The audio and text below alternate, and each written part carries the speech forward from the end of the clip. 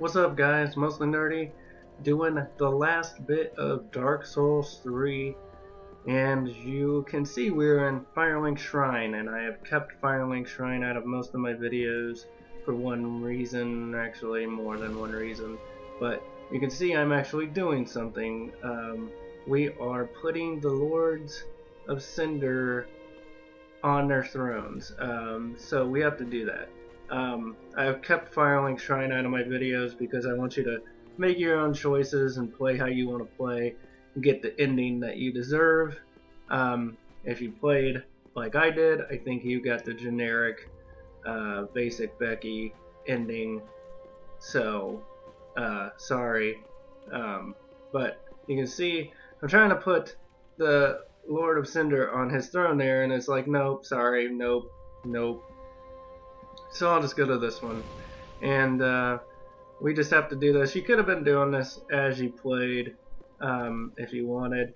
I just didn't do any of it. I don't even think I talked to the guy who was already on his throne to give him the transposing stuff.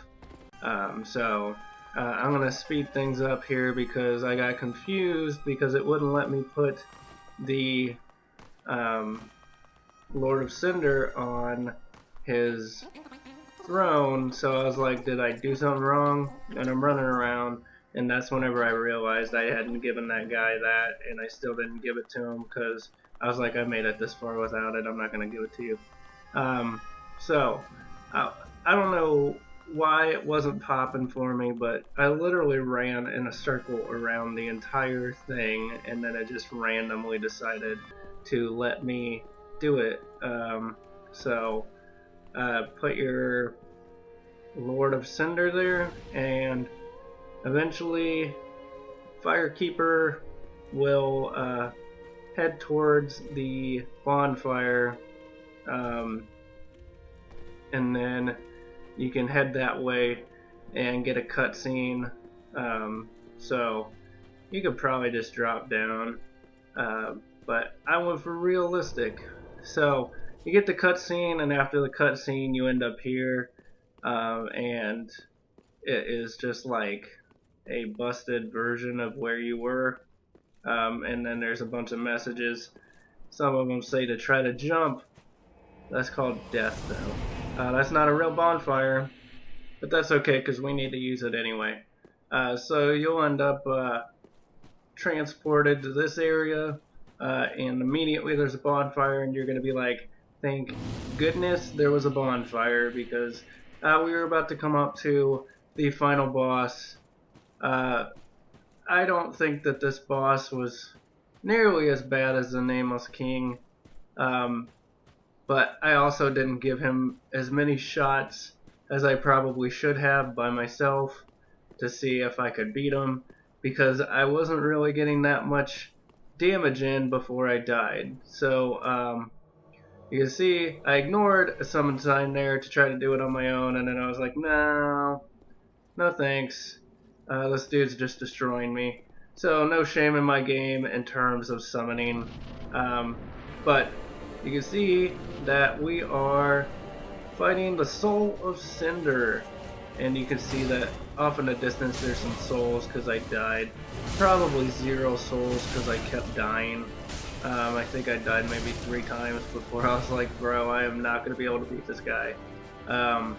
So you can see how I hit him and immediately he faces me.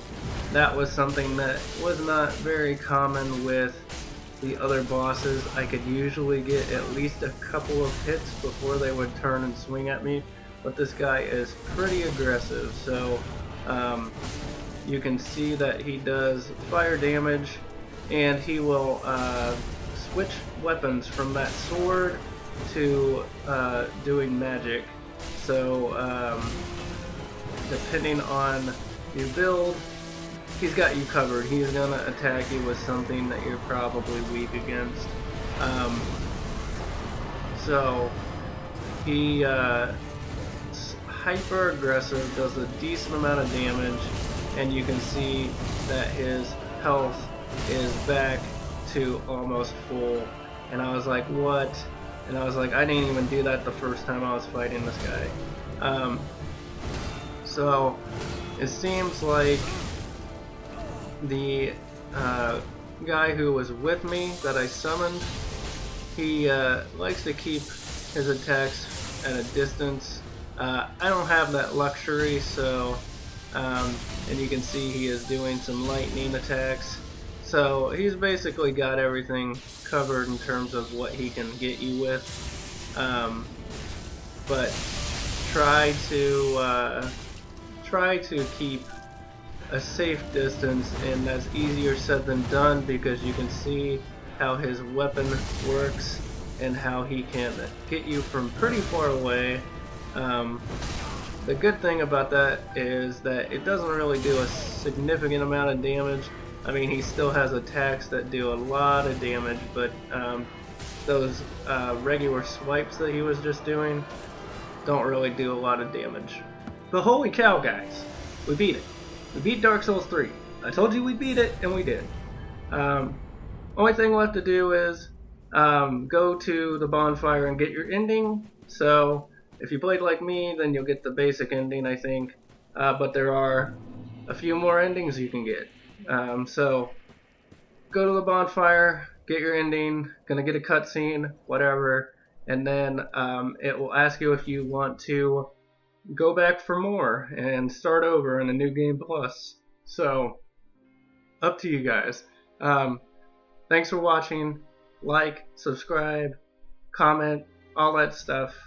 And for the last time in Dark Souls 3 guides, at least, stay nerdy.